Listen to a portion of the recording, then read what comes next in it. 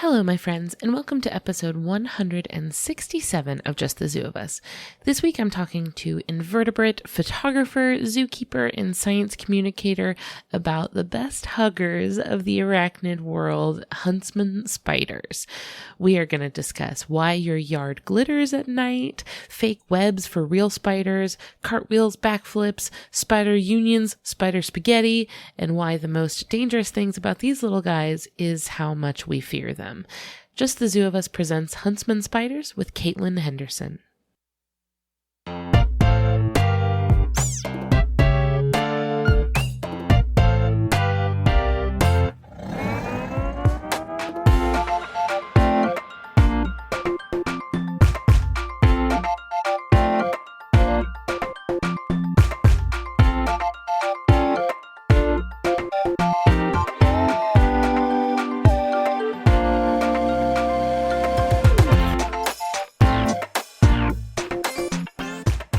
Hello, everybody. This is Ellen Weatherford with your favorite animal review podcast, Just the Zoo of Us. And this week, I'm so hyped to bring a guest that I've been following on social media for like a couple years at this point, and I'm so just thrilled to get to talk to you. This is Caitlin Henderson. Say hi, Caitlin. Hello. Caitlin, a lot of people may know you from your photography work, that you always have probably the funniest captions I've ever seen in my life that you post on social media under the name She's Got Legs. Yeah, so I run sort of a comedy science communication project across social media. Thank you for saying it is actually funny. Not just to you, to me. Yeah, apparently to at least two people.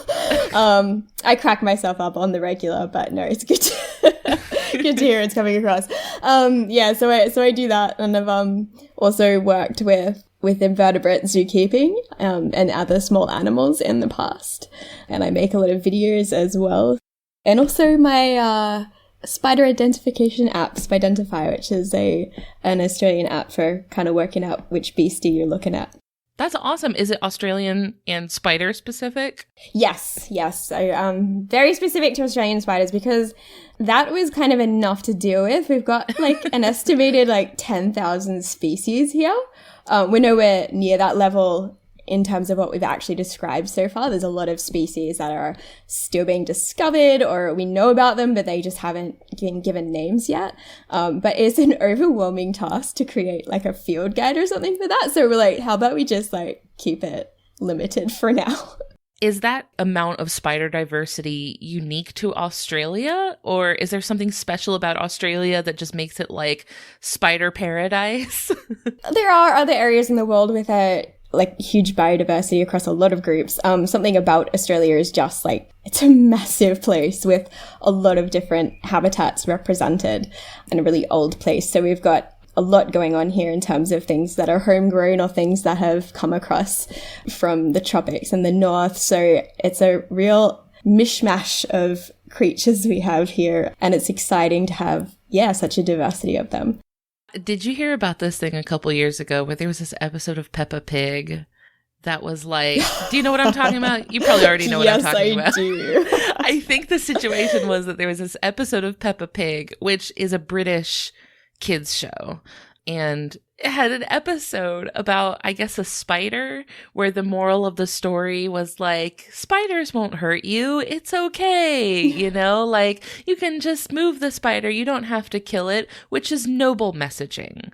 But from what I heard was that the episode was not allowed to air in Australia because the situation is quite different there. Yeah, I mean, it is and it isn't. Like it's true, like pretty sure that episode was banned here. And the issue is we do have some dangerous spiders, and they're very famous. We've got funnel webs. The most famous of those is the Sydney funnel web, which unfortunately is not only an extremely dangerous spider to people, it also happens to, like, we've just planted a massive city right where it lives. Like, it literally only lives just around Sydney, and we're just like, here, let's put a city here. In their nest. Yeah. So, like, that's, a very, very famous case of a super dangerous spider, which, you know, interacts with people on a regular basis. Oh, no, that's a bad combination. That is a bad combo. Like, we've got other funnel webs, which no one ever sees because they're like out in the bush and they're just like hiding, and it's just not a spider that you generally come across. It's just unlucky. That the one you want to build on top of is the one that will ruin your day. Yeah, I mean, it was bound to happen. You put enough cities around. That's true. And we've also got the redback spider, which is a kind of black widow spider. It has a pretty bad reputation, and it's a very painful bite, and it does make people feel sick. It's not quite as dangerous as we originally thought, but it's still quite a severe bite. It's not something you want to sit on the toilet and get bitten on your butt by, but... Is that a true thing? It totally happens. Like, don't tell me that. No, that's like my greatest fear. Like, it used to happen a lot more when people had toilets outside. Okay. So, like, this is a spider that loves to live in, like, undisturbed places where there's lots of, like, junk lying around. And definitely when people had toilets that were commonly outside, it could happen. And I've still heard from people situations where they have sat on something and that's occurred. So it definitely hasn't stopped. No. But it's usually not from sitting on them. It's some other situation where you might accidentally go to squash them, or they've hidden in a shoe or a glove. So we've got that too. But we've also got a lot of panic here. So we're famous as the country where everything wants to kill you. Right. And when it comes to spiders, apart from, you know, a couple of serious bites, the majority of like those 10,000 species, I mean, they're not going to do anything to you. Right. So we live in this sort of overhyped situation. And it's been a long time since we've had a spider death in Australia, because we've got anti-venom for the funnel web bite now, and we know what we're doing. So yeah, as long as you treat that one with respect, you're not going to run into too much trouble. Yeah, we run into something similar here where, you know, we really only have, in the United States, we really only have two major, like, medically significant venomous spiders. We've got the black widow. Like, we have one in our garage right now. I know about her. And the thing is, like, just like you said, she has a little nest in the baseboards and minds her business, you know, and we don't bother her and she doesn't bother us. But we also have, like, I'm talking continent wide, we have the brown recluse, which is one that everybody thinks that every spider is a brown recluse. We actually got that introduced to Australia, so thanks. Oh no, I'm so sorry.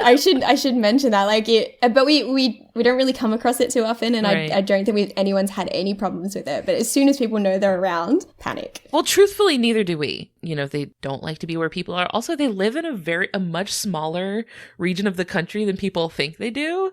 So, like, when people here where I live are like, I got bit by a brown recluse, I'm like, did you? It's like, but it's kind of like what you said, like that overhype. Yeah. Of like, you might get like a pretty severe bite every once in a while, but the vast majority of spiders aren't really going to do anything to you. They're nothing to you. They get a big time boogie monster status. And, for sure. There's a lot of things I would rather be bitten by a spider than many insects, for instance. I've been bitten by hamsters more times in my life than I have by spiders, which is to say I've been bitten by many hamsters and 0 spiders. Yeah, they can be vicious. More so than the spider, so I think we should redirect some of that energy. I think we need some of that villainization to maybe we can siphon that off to the hamsters. Yeah, take the load for a while, hamsters. It's been overdue. Well, so since like spiders have such a place of villainy, you know, like people don't like to give any roses to spiders, I think. What got you into your work with them, like keeping invertebrates and taking pictures of them and spreading love for them? Like what got you into that? I was sort of indoctrinated from birth, if I'm to be honest. I come from a family of bug lovers, or in general, you know, wildlife and nature lovers. My dad and my uncle were particularly mad about spiders and other bugs. I love that. And I grew up in an environment which was, these are normal and these are cool, and look at all, like, you know, getting taken out as this little toddler to go looking for spiders in the bush. Aww. Yeah, so my uncle went on to do other things, but my dad still works with invertebrates and photography, and I kind of was mentored by him with my photography. I was like, I want to do this now. Show me how the camera works. And that was a couple of years ago, and I just got like mad for it after I started to see how looking through this magnifying lens essentially really reveal things about these tiny animals that you'd never guess and never see just looking at them. And the more I found, the more I wanted to tell other people and kind of reduce that fear, especially around spiders. So yeah, that's how that happened. Understanding the animals a lot better gives you just like a much better sense of like, do I really need to be afraid of this? Yeah, I've seen that more than anything with spiders, that a lot of the fear comes from a place of expecting things to happen that are just not likely, like being jumped on, or I feel like being bitten barely even comes into it. A lot of it's just a fear of like the running and jumping, yes, the movements and the unpredictable movements. That's 100% it for me. That's why I like millipedes and stuff, right? Where like they're slow, they're not going to do anything. They're just you can see what they're about. They're going that direction very, very slowly. Right. Very predictable. So I think, with some spiders, just learning what they're likely to do in any given situation and sort of how they're going to move if this happens or if this happens is so important in overcoming that fear. Yeah. And hopefully we can get some of that education done here today. We can arm people with knowledge about some of the spiders that you may encounter. I don't know how likely you are to encounter the spider on a daily basis, because truth be told, I don't know very much at all about the spider we're going to be talking about today. The Huntsman, which I have to say I know very little about. I'm kind of a blank slate on this one. So, Caitlin, I'd love it if you could introduce us to the Huntsman. Oh, yes, please. Okay.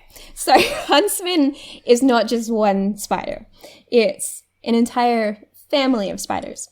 And I did a quick check just before coming on here to talk because I'm not going to remember these numbers off the top of my head. But worldwide at the moment, we have 1,340 different known or, named species of huntsmen. But there are way, way, way more than that, like definitely. Even in Australia, I know that we could even double the number. So it's definitely not just one dude. It is so many different kinds of dudes. Huntsmen, plural. Yeah, hunts people. So they are a particularly well-known spider in Australia, but definitely in other regions of the world. They live pretty much anywhere where it's warm or tropical or not going to get too cold. They can be quite large, but there also are, smaller species. And they're usually very flat. Oh. And that's because the majority of them would be hiding sort of in crevices or under bark. There are exceptions to everything that I'm going to say because these are really, really adaptable guys that live in all kinds of different situations and do all kinds of amazing things. Are these like the ones that you'll see that will be like completely pressed against the surface where they look like they have no dimension to them whatsoever? There are many kinds of flat spiders, and I wouldn't say that huntsmen are the flattest. Like, they wouldn't win a flatness competition. They're not the limbo champions? Some of them could be. But certainly, yeah, like, they can flatten out like that. But I guess, like, what they're famous for, especially here, is squeezing underneath things and then, like, popping out unexpectedly. Delightful. We get them like in houses hiding behind like picture frames and clocks, and in cars hiding underneath like the sun visor or squeezing into like the vents and things, like anywhere flat and crevice like. That's where they're going to go hide during the day because these are a nocturnal spider. So they can really surprise people because you can think, I don't have one around. And then all of a sudden it's nighttime and one just like pops out and it's like sitting in the middle of the wall and it's as big as your hand. And that does tend to startle a lot of people. Which is exactly when you do not want to find a giant spider. Like, that is middle of the night. You're already kind of on edge. You're already on alert. That's spooky time. You don't want there to suddenly be a spider that you didn't think was going to be there. Yeah, I can sympathize with people on that level. Like, surprise spider is probably, like, if there's a worse kind of spider, it's going to be surprise spider. What sets the huntsman apart from other spiders? Like, what is it about it that is... My child. Hi. Like, what is it that makes the huntsman unique or sets it apart from other spiders? We kind of like define huntsmen by a couple of things. One is that they have ladder grade legs, which means they go out to the side and they can walk sort of sideways with them like a crab. Oh. So in some places of the world, they're also called like giant crab spiders. That's funny because there's also giant spider crabs. Yes. So we've now inversed it. Yeah. Oh, and so the world of common names is a very strange and confusing world. And I kind of see what you mean, like how the legs are very horizontal. Yeah. And they generally have like longer front ones, and they look like they're kind of coming to give you a hug, I reckon. Yeah, I see it. 4 tiny little hugs. Oh, such good hugs. They have 8 eyes as well, but those are arranged in like 2 rows of 4. And those have a reflective membrane in them. So basically night vision. So you can go outside at night and you can hold a torch at eye level if you've got Huntsman around, and you'll see their eyes reflecting back at you. So that can be a really cool way to find Huntsman. It's also, a feature that's not unique to them, but is particular to some groups, and that's one of them. Yeah, we have those, our wolf spiders here do the same thing. Yeah, you can do that too. Like, people do not like it. But you can go take a flashlight out in the middle of the night if you live like anywhere near like especially open fields or something like that. You go out at night and you just shine a light out there and see all the tiny little eyes looking back at you. I went camping one time, and people inevitably saw me like with my camera looking, like under bark and tiny things on the ground, and they're like, "Oh, hey, what are you doing?" And I think it was at night because I had my torch and I was using the reflection to locate these spiders, and I was like, have a look at this, and I showed them, and I think I absolutely ruined their camping trip. Like, they were horrified, and I just had like that complete lack of awareness of it. I was thinking, I'm going to show them this really cool thing, they're going to be so excited, and they were like, oh my god, no, and they like walked away. And I mean, I would have maybe, because I get it, not everyone is going to get excited about the spiders. And then you have that realization way too late where you're like, oh no, you are not vibing with me at all on this. But also, like, that's a good way to show people, like, look, you've been this close to them. You've been sleeping amongst them this whole time. You had no idea, and they were not bothering you, right? Like, you've already been in their house and they weren't bothering you. So they're not going to bother you, right? Yeah, that's absolutely right. And yet it's not going to sink in. it's not going to help. Well, we out here in Florida, sometimes you can shine the lights out there. Yeah, you'll see it looks like glitter. It does. Like with all the spiders in the grass. It looks like the grass will be kind of glittering a little bit. And so sometimes you'll see videos on like TikTok or something of people shining lights out at their lawn and being like, why is my lawn covered in glitter? And then someone's like, oh, it's just a million spiders. And they're like, I wish it was glitter. But out here, sometimes you do that and you'll see little like gator eyes looking back at you too. So that can be really fun. Excellent. Well, since you mentioned that they're nocturnal, they are flat for sneaking into crevices and stuff like that, I think this is a good time to start getting into some ratings for the Huntsman spider. Let's give them a report card. So if this is your first time ever listening to this podcast, what we do is we rate animals out of 10 in the categories of effectiveness, ingenuity, and aesthetics. And the first one is effectiveness. And this is just like things that are built into their body that let them do a good job of the things that they're trying to do. So maybe it's track and catch their prey. Maybe it's not become prey themselves. Anything that they've got kind of like built in that is letting them succeed, I suppose. Caitlin, what do you give Huntsman spiders out of 10 for effectiveness? Oh, I kind of want to give him 11, but let's just stick at 10. But okay, here's the thing. Yes. I mentioned that there are many different kinds of dudes, not just the one. Yeah. And I've given you this idea of this like very blank kind of Huntsman. The default, the stock model. Yeah, the stock model Huntsman. But the thing is, as soon as you start actually going into the specifics of each different species and where they live and how they live, you just see so much cool stuff happening. And like one of the things I didn't mention, this is true of all spiders. They produce silk. So this isn't like, it's not something that's unique to Huntsman, and they don't make a web or anything to catch food in. They don't like, actually, let's sidetrack for a second. Yeah. Just before I came on here, I looked up this Australian movie from 1995 called Napoleon, where this like dog goes on an adventure. Aww. And I just remembered vaguely watching that with my housemates or something in my 20s, because I never saw it as a kid. And this web, this like orb web, that kind that you walk into at night in the garden, Yeah, For sure. that kind. There's like that and this huntsman that's sitting in the middle of it talking to this dog. And I remember at that time going, what? What is happening? So they've just built this like fake orb web and stuck a huntsman in it, and it's walking around going, what do I do? My feet don't work on this. What is happening? Oh, no. They're absolutely not adapted for that. That's not what they do. Wait, did they use a real spider to film the They movie? did. And they built a fake web for a real Fake spider? web. And they got it so amazingly wrong. So You would wrong. think that would have tipped them off. Be like, the fact that we have to build this fake web should suggest to us that the spider's not going to build its own web. So maybe we shouldn't have the spider on a web. You know, like, that should have been a hint. I don't know what was happening. Like, it's a talking dog movie. Anything goes. Like, it's all crazy. We're already suspending disbelief. Yeah, let's just go the whole way. But so these don't build webs.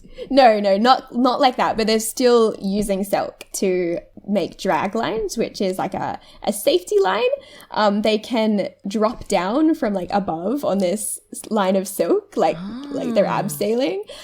They use it to cover their eggs and protect their eggs. They build this egg sac, which they can guard, or some of them will carry the egg sac around in their jaws.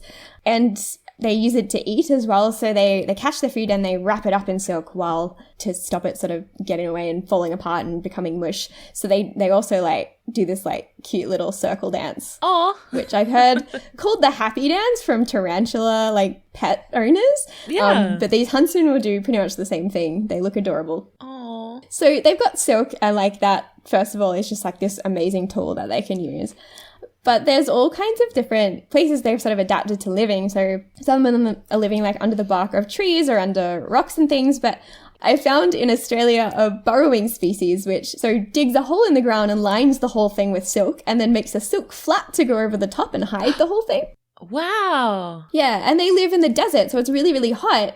And they need to hide out of that sun during the day and keep themselves relatively cool. So, yeah, they go underground. And this is common not just to the desert regions of Australia, but around the world as well, where there are spiders huntsman spiders that not only burrow, but there is one that cartwheels What? to get around on the sand dunes. That is so whimsical. There's the wheel spider.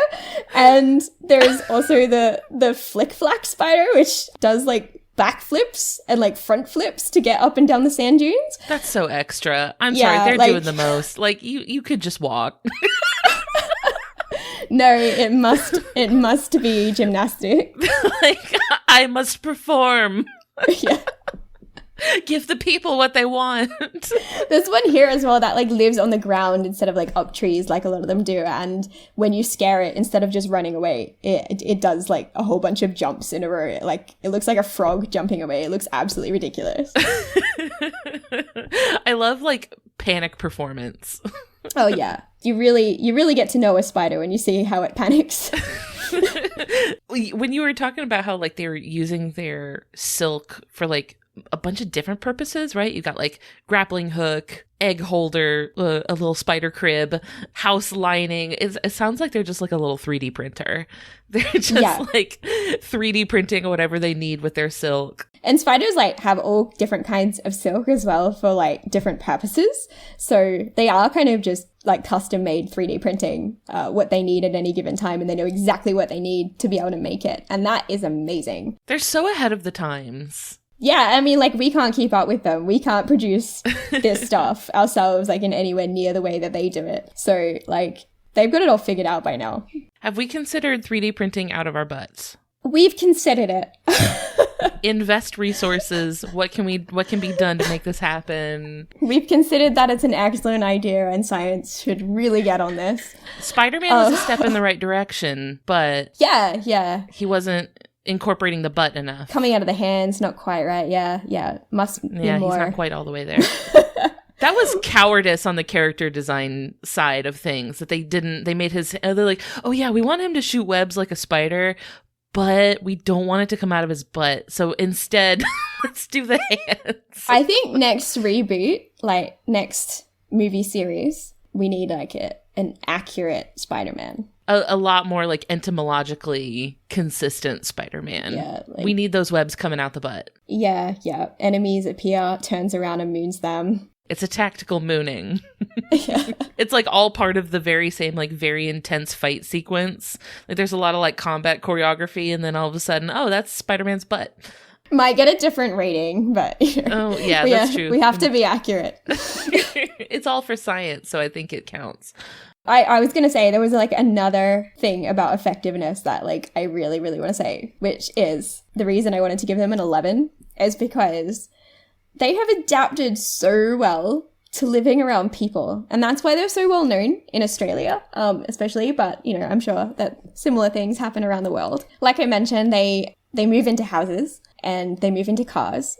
And they've really just sort of thrived in a human environment, which I think is... Good for them! Yeah, I mean, not all of them are going to. Certainly the burrowing species are going to struggle with your, like, floorboards.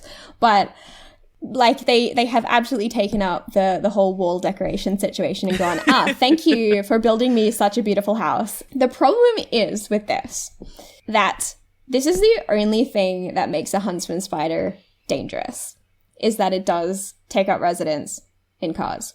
And there's a lot of situations, like it is certainly a serious issue where someone will pull down their sun visor while they're driving, or the vibration of the engine as you start driving will cause the spider to come out of hiding and start just like walking around the car, usually in a pretty chill way. Sure. It's not like rearing to bite you or anything. Right. But there's been many situations of car accidents caused by this. One of the bizarre ones was where the Huntsman just like appeared and the guy veered into a lake and his car sank. He got out. He was fine.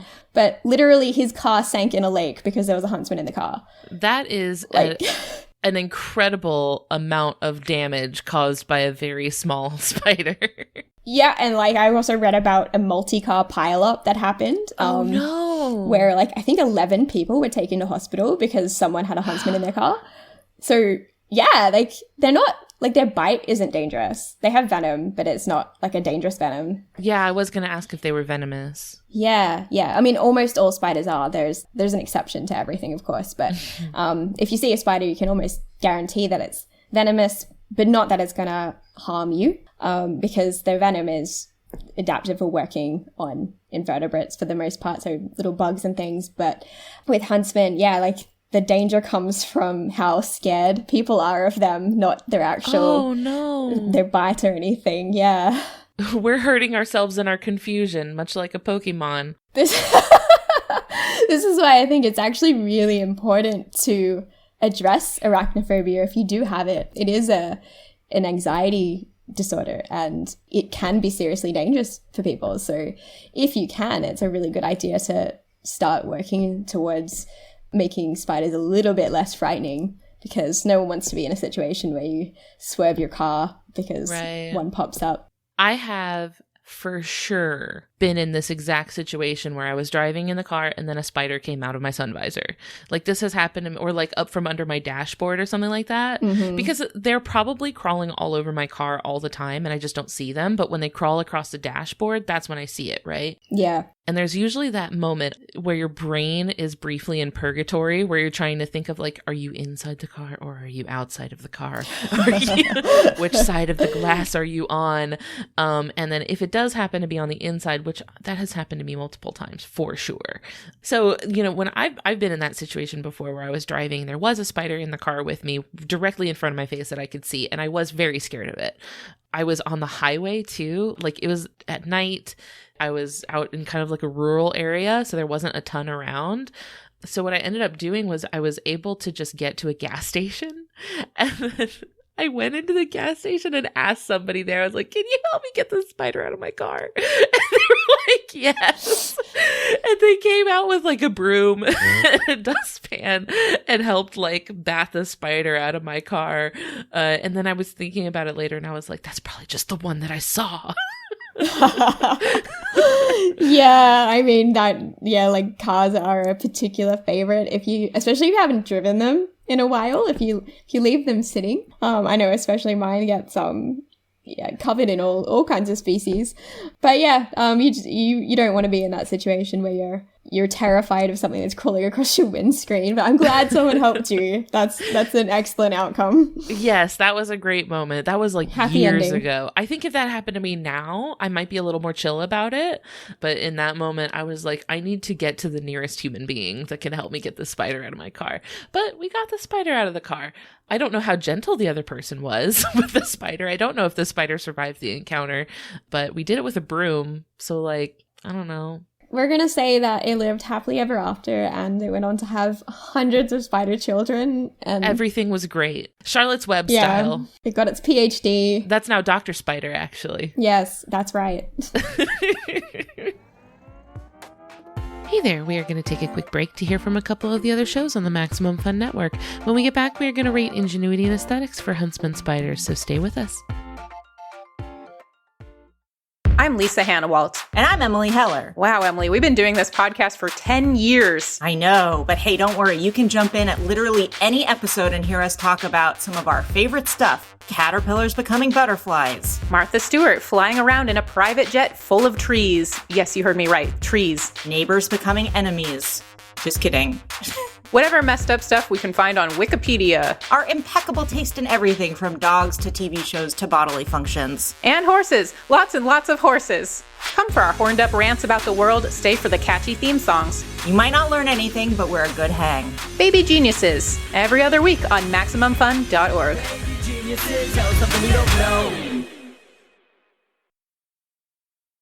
Hi, I'm Jesse Thorne, America's radio sweetheart. And I'm Jordan Morris, boy detective. Our comedy podcast, Jordan Jesse Go, just celebrated its 15th anniversary. It was a couple months ago, but we forgot. Yeah, completely. Our silly show is 15 years old. That makes it old enough to get its learner's permit. And almost old enough to get the talk. Wow, I hope you got the talk before then.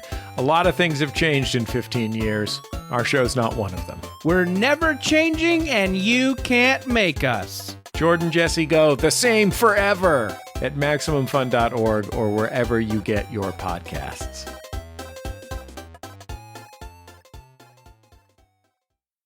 Well, you know, since we're talking a lot about like addressing how we feel about spiders and understanding them better so that we can come to terms with them, something that helps me understand is the next sort of category that we're going to talk about for this animal, which is understanding the animal's behavior.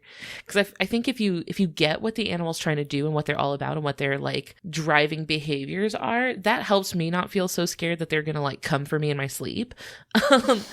So the next category that we rate animals on is ingenuity, which is their behavioral adaptations that let them solve problems that they face, or, you know, get out of predicaments, or maybe hunting strategies or things like that they use. What would you give Huntsman spiders out of 10 for ingenuity? This one's a hard one. Like, there's definitely smarter spiders. Like smarter ones than the Huntsman? Than the Huntsman, yeah. I mean, they pale in comparison to some of their other spider brethren. But they're still getting along just fine. They're still, like, they're thriving. There are so many species that points to, you know, they're doing pretty well. Look, I'm going to give them a 7. That's decent. Because they're not extinct. They're still kicking. They're still managing to solve those problems. But, so, like, the thing about them is, like, I wouldn't call them particularly genius in that you can predict what they're going to do with some accuracy. They're not suddenly working out how to, like, use tools to, like, unlock your bedroom door and get in. You know, no lockpicking. No. But if there was going to be an animal that was going to figure out lockpicking, it would be spiders, though, right? Because the little legs can reach inside the keyhole. I'd say jumping spiders. Like, if any spider is going to figure out that stuff, it's going to be the jumping spider family. They have brains that are happening. They have stuff going on in there. Oh, yeah. We did an episode on jumping spiders with Dr. Sebastian Echeverry a while back. Yes. And we really gushed over how incredibly intelligent these little guys are. But for D&D purposes, though, sure, a spider can pick a lock. Absolutely. Absolutely. That's right. So for Huntsman, like, I don't want to downplay their ability to solve the challenges that they face. Like, they are covered in, like, sensory equipment. So they've got there are 8 eyes, and they do have, like I mentioned, the night vision, and also appears they can use this for navigation.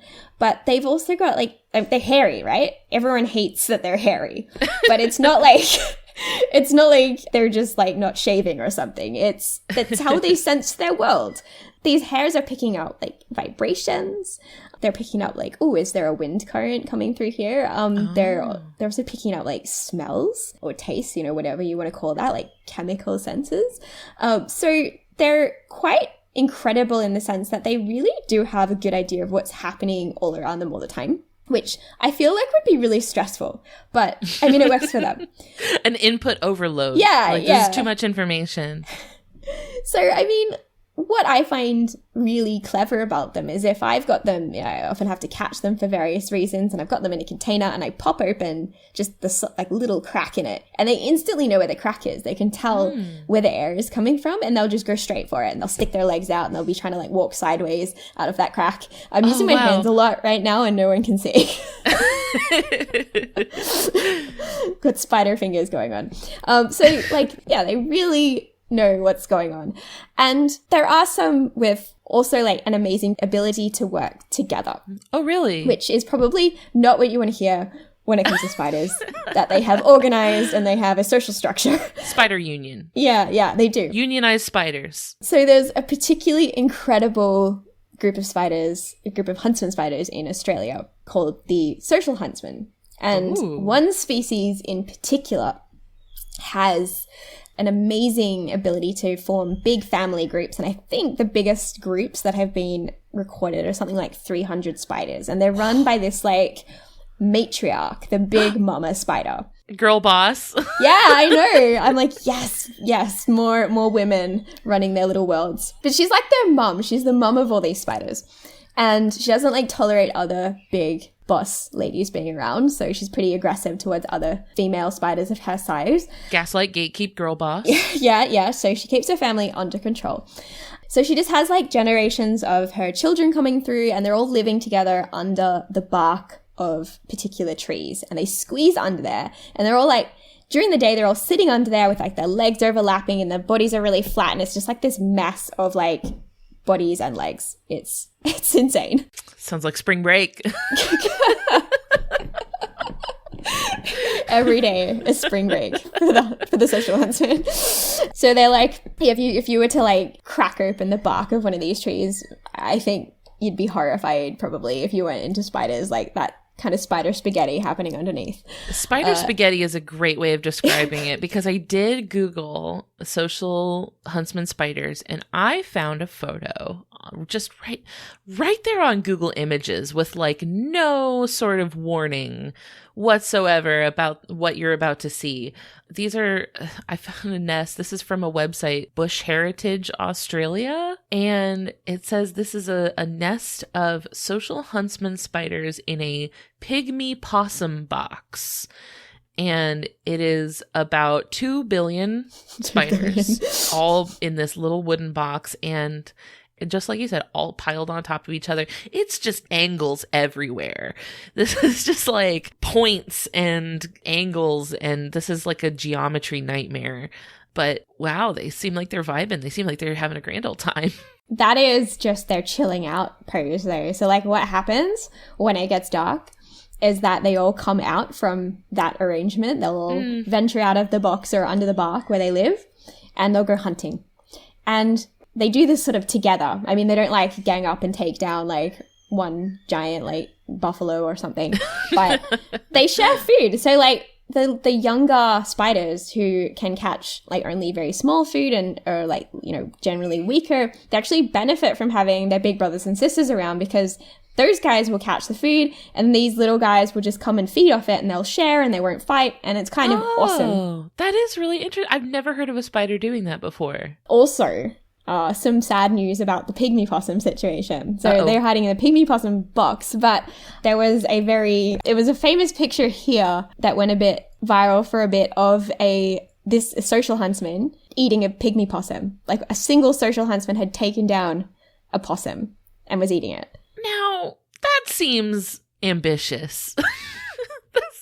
This seems like an ambitious prey item for this spider. What happened? How did this come to pass? Well, I mean, it's very much on the extreme end of what these guys can eat, but they are a pretty large huntsman. We've got way bigger, but they are decent.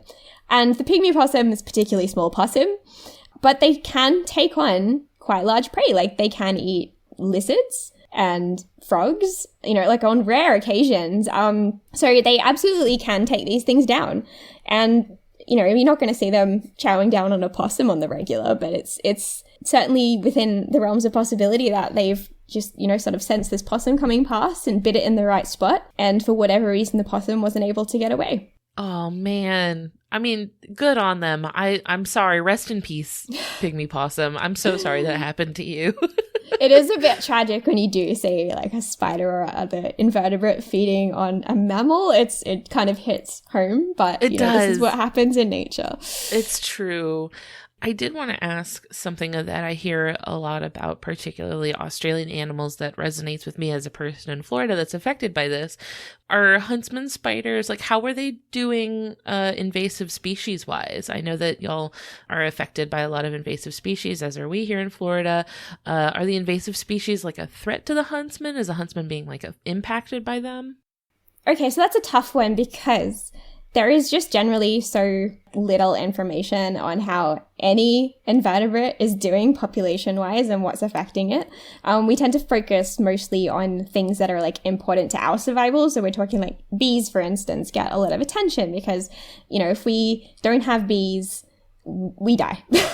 And like that is kind of true across all bugs in a way. But we don't focus individually on particular species like that. We don't go, oh, is this particular huntsman okay? Is it all right?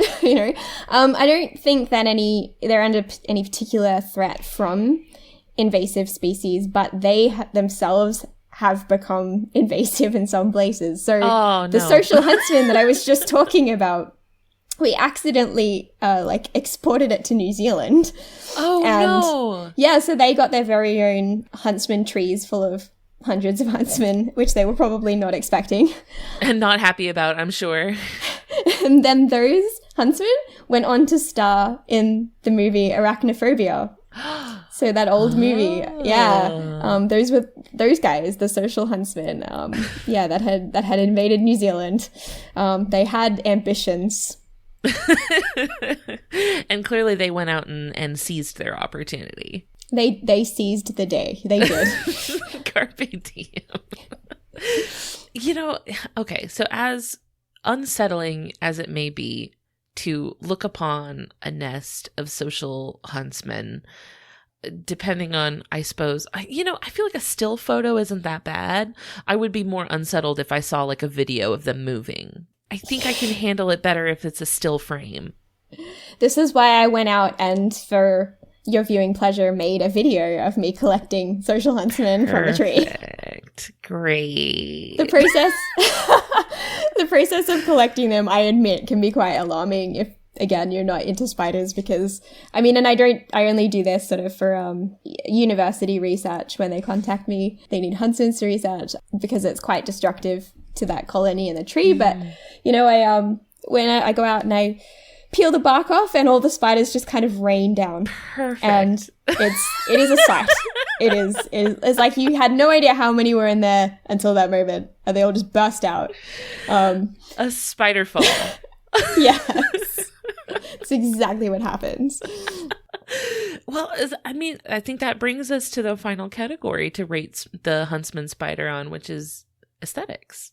How nice I'm saying you personally, so you don't need to take other people's opinions into consideration for this one. This is purely from the hip. What do you give huntsman spiders out of 10 for aesthetics? Oh, that is so hard. Like, even if it's just my opinion. But if there's going to be anyone in the world who had the most valid opinion on huntsman spider aesthetics, I think it's going to be you. I think what we're going to have to do is average it a little, because there's some absolutely stunning huntsman spiders.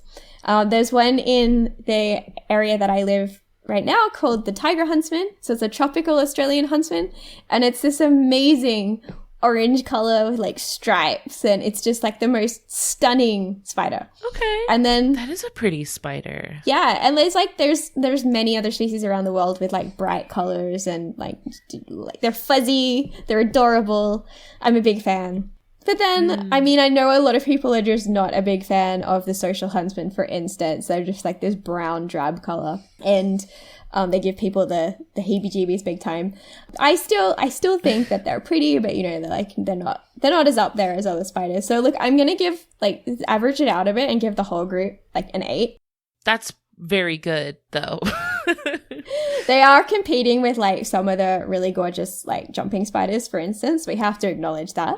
They didn't go out of their way to be like flashy and aesthetic, but you know, I still think they're absolutely adorable, and I'm maybe like very skewed on what I think is adorable.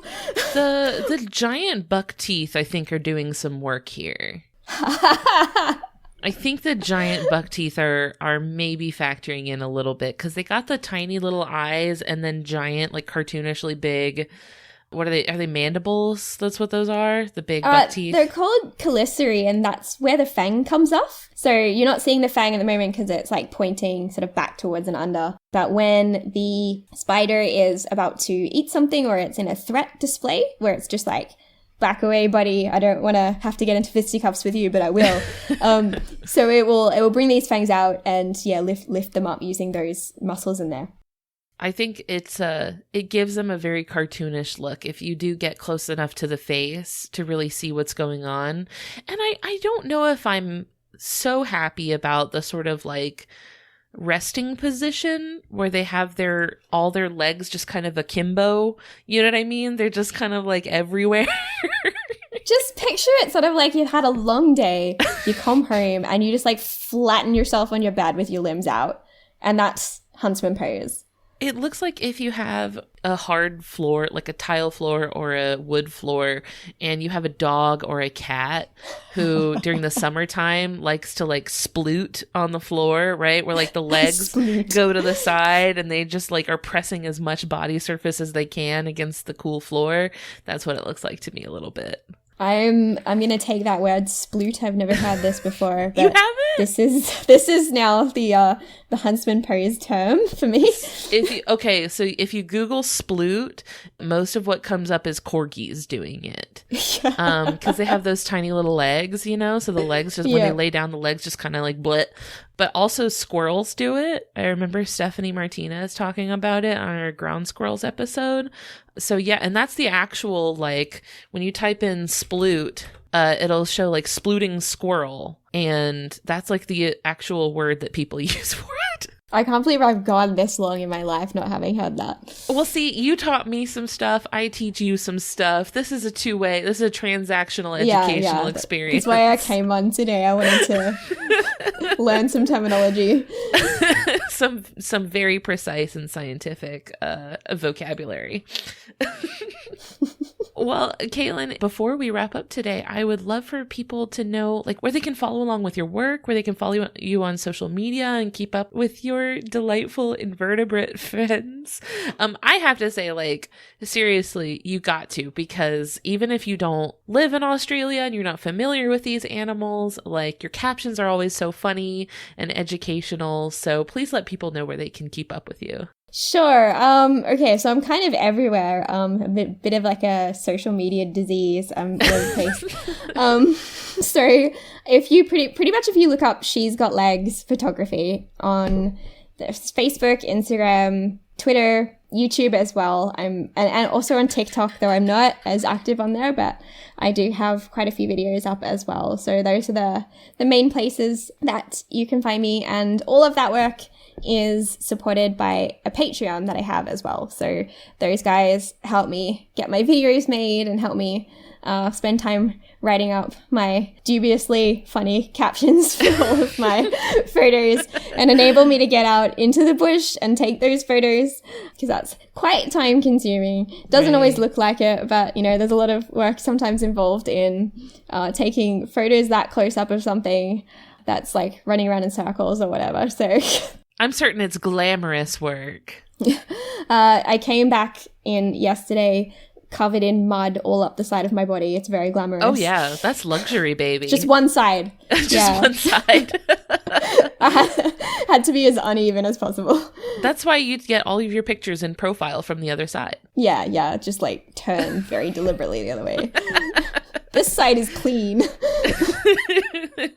Well, I'll of course make sure to have links to all of your pages and profiles and your Patreon, and everything will be in the links in the episode description. So folks listening will only need to sort of scroll down and keep up with She's Got Legs with Caitlin's work. I highly recommend it. Once again, it's a great time. So I really appreciate you for joining me today and teaching me a whole bunch about some really cool spiders, and I learned a lot, and I feel like I can appreciate the humble Huntsman a lot more. So thank you so much for your time and your knowledge, Caitlin. Thank you so much for having me on, because it is never not the time to talk about how cool spiders are, and I love it.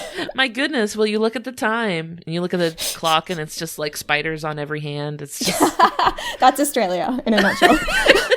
It's spider o'clock, baby. That's your time zone. Is spider time zone. Yeah, that's right. Well, thanks, Caitlin. We'll talk to you later. Okay, see ya. Thank you so much for listening, friends. I hope that these 8 long legs have crawled their way into a nice dark crevice in your heart.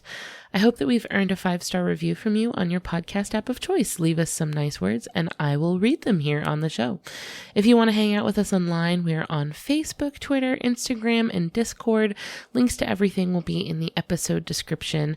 You can send me an email at ellen@justthezooofus.com if you have a cool animal you'd like to hear about on the show. We'd like to thank Maximum Fun for having us on their network alongside their other wonderful shows like the ones that you heard promos for here today. You can check those out and learn more about the network and how you can support our show over at MaximumFun.org. Finally, we'd like to thank Louis Zong for our delightful theme music. That is all for today. We will see you next week. Thanks. Bye.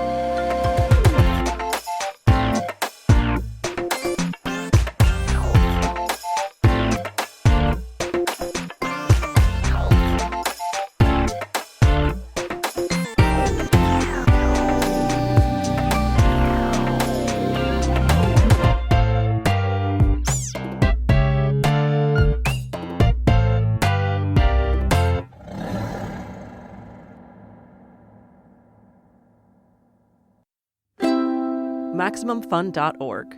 Comedy and culture. Artist owned, audience supported.